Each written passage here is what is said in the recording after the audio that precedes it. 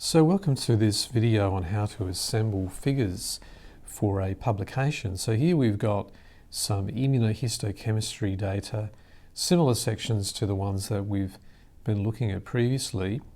And we've used two antibodies here, keratin 3, which is a marker for corneal epithelium, and keratin 13, which detects conjunctival epithelium.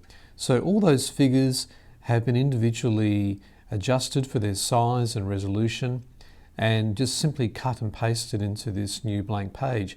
So you can see that the overlap is not very good there, and so I'll show you a bit later on an example of how you can improve upon that.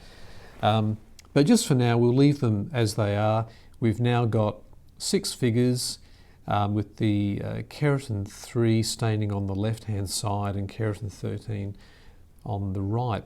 So we can adjust the brightness and contrast evenly across the test and control sections. We will flatten, as we've done, and then we'll do the levels simultaneously across all of those images. So that's approximately one end, and then we'll just adjust the bright end. And let's just see if we can move that around a little bit further to reduce the brightness there, and equally at the far end there.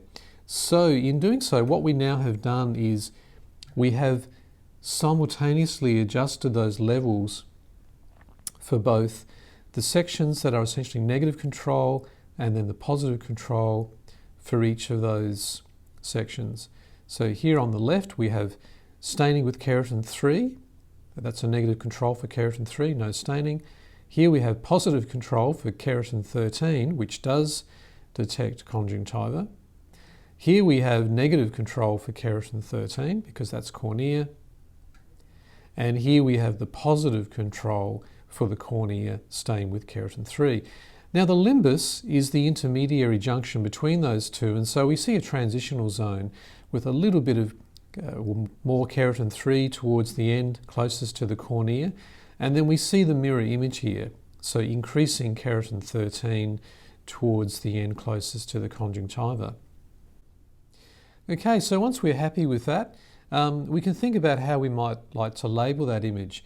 Now traditionally I would put labels directly onto that figure, either by labeling the various parts, A, B, C, D, etc., or even writing on the name of the tissue and the name of the stain.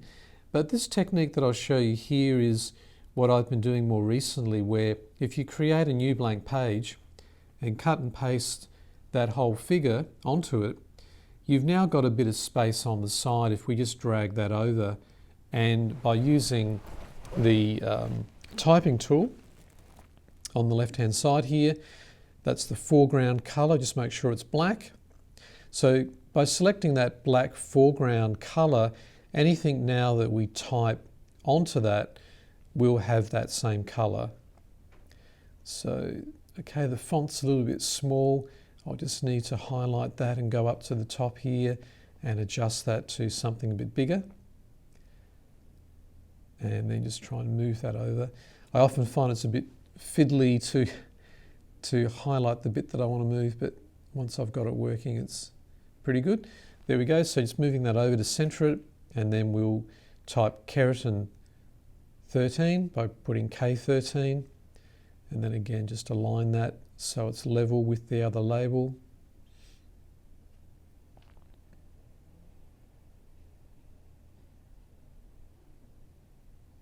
And then down the left-hand column, we can then type in the name of the different areas within the ocular surface. I'll just need to reduce that down so that'll fit.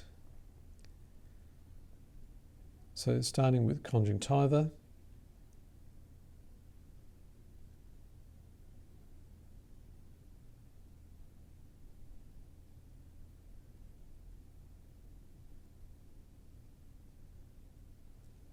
And then cornea.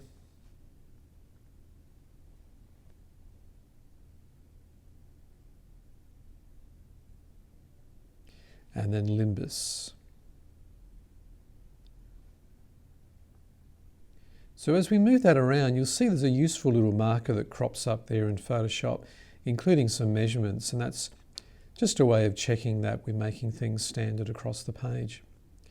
Okay, so you could leave it there. However, it is always important to include a scale bar in these sorts of images.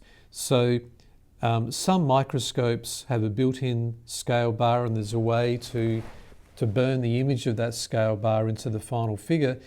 But a technique that I quite like to use is to have a microscope slide with a gradical, which you can then photograph using the same lenses and microscope as was used to take a series of images. So this is a 20x image, so the same magnification as for those 6 other images. And if I adjust the size and resolution to the same as the other images, I can then cut and paste an area. So each one of those smaller markings is 10 microns. So if I measure out 10 of those, that gives me 100 microns. And I can simply copy and then paste onto the other image, not that one. Just bring up the one with the labels, there we go. So paste that on, and you could leave that as it is, to be honest, and then in your legend you could simply refer to that as being 100 microns. But a technique that I like to employ, just because I think it's a little bit clearer, is first of all I'll just get that to the area that I want, and then I'll flatten that so it's essentially burnt onto the image. There we go, so flatten that down, and then if I highlight that area, there's a couple of ways that I could turn that black.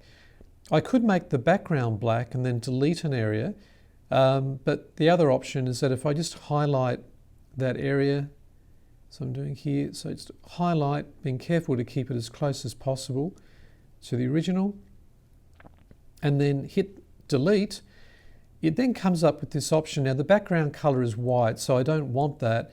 If I make it black by selecting that option there, now when I click OK, and it comes up nice and black. So that stands out much more clearly as the scale bar. Then just deselect. Then I'll go back to my typing tool, and I can type, that's a bit too big, just drop that down again to something that's a bit more sensible. So 100 microns. And yeah, I'll just go back, and I've got a hotkey that I've programmed into my keyboard so that I can get the micron symbol to come up. There we go. So that's 100 micrometers. Okay, so that pretty much completes the level of labeling that I would apply to a figure such as this.